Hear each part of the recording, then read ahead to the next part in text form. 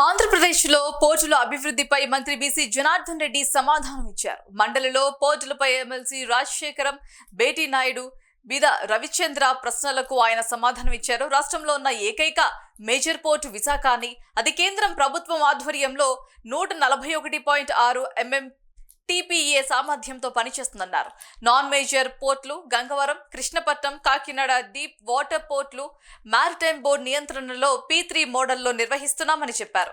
Adani Gangavaram port 64 mm TPA సామర్థ్యంతో, Kakinada deep water port 26 mm TPA సామర్థ్యంతో, Krishnapatnam port 98 mm TPA సామర్థ్యంతో పనిచేస్తున్నాయని మంత్రి స్పష్టం చేశారు.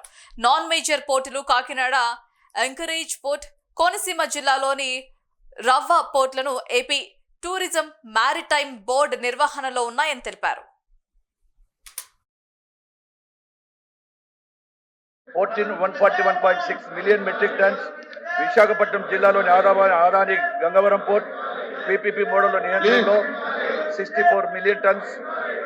Kakinada deep water port PPP మోడల్లో నియంత్రణలో 26 మెట్రిక్ టన్లు. నెల్లూరు జిల్లాలోని కృష్ణపట్నం పోర్ట్ PPP మోడల్లో 98 metric tons. Kakinada anchorage port 5 metric టన్ల port. Doctor BR Ambedkar Konaseema జిల్లాలోని ఏపీ మ్యారిటైమ్ బోర్డు నిర్వహణలో ఉంది 2 మెట్రిక్ PPA టన్స్. సి ప్రశ్నకు సమాధానం.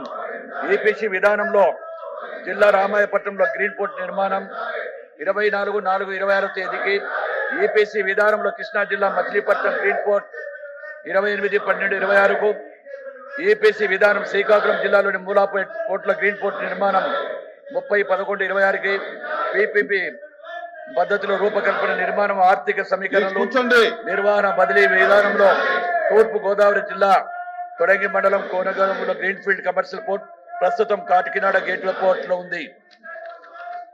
అదేవిధంగా దీనికి సమాధానం. ల్యాండ్ లార్డ్ మోడ్లో నిర్మిస్తున్న పోర్టులైన మూలాపేట పోర్ట్, మచిలీపట్నం పోర్ట్ మరియు రామాయణపట్నం పోర్ట్ రైలు మరియు రోడ్ కనెక్టివిటీ అవసరమైన భూమి మరియు నిర్మాణ ఖర్చులు ప్రస్తుతం ఆంధ్రప్రదేశ్ మ్యారిటైమ్ బోర్డు సమకూరుస్తుంది.